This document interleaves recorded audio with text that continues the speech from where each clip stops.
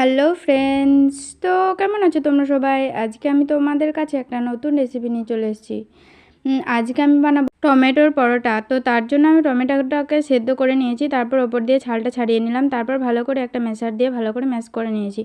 তারপর এখানে আমি পরিমাণ মতো দিয়ে দিয়েছি ময়দা।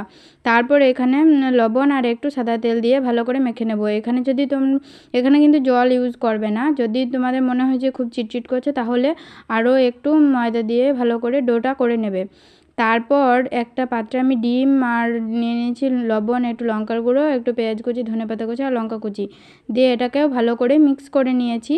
তো তারপর ওটা আমি এক সাইড করে রেখে দিলাম, আর এইদিকে আমি এটা 4টা লেচি করে নিয়েছি। তারপর আমি একটু আটা নিয়ে তারপর এটাকে ভালো করে বড় গোল রুটির মতো বেলে নেব।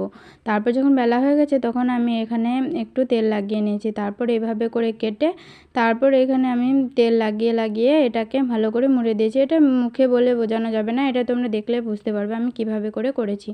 তো এভাবে করে করে নিলাম পরোটার মতো। তারপর আমি চারকোনা করে বেলে নিয়েছি। তারপর যাতে একটু দেখতে সুন্দর লাগে তার জন্য আমি কিন্তু এটাকে ভালো করে ছুরি দিয়ে চারকোনা করে কেটে নেব। তো দেখো এই তো আমার হয়ে গেল। তো এভাবে করে আমি সব পরোটাগুলোই করে নিয়েছি। তারপর ওইদিকে আমি তেলটাও চাপিয়ে দিয়েছি। তারপর এইদিকে আমি ওই যেটা করে রেখেছিলাম ব্যাটারটা, সেটাতে আমি দুবার ডুবিয়ে তারপর এভাবে তেলের মধ্যে ছেড়ে দিলাম। তারপর আমি এটার ওপরে আবার একটু ওই পেঁয়াজ আর ধনেপাতা যেটা কুচি করা ছিল সেটাকেও আমি একটু দিয়ে দিলাম। তারপর এটাকে উল্টে পাল্টে একটু চাপ দিয়ে ভাজলেই কিন্তু খুব সুন্দর এটা ফুলে যাবে। দেখো তোমরা দেখলেই বুঝতে পারবে কতটা সুন্দর বালিশের মতো একদম ফুলে যাবে। তো এভাবে করে আমি সবগুলোই করে নিলাম। দেখো কত সুন্দর ফুললো না? তো এভাবে করে আরও একটা ছেড়ে দিলাম।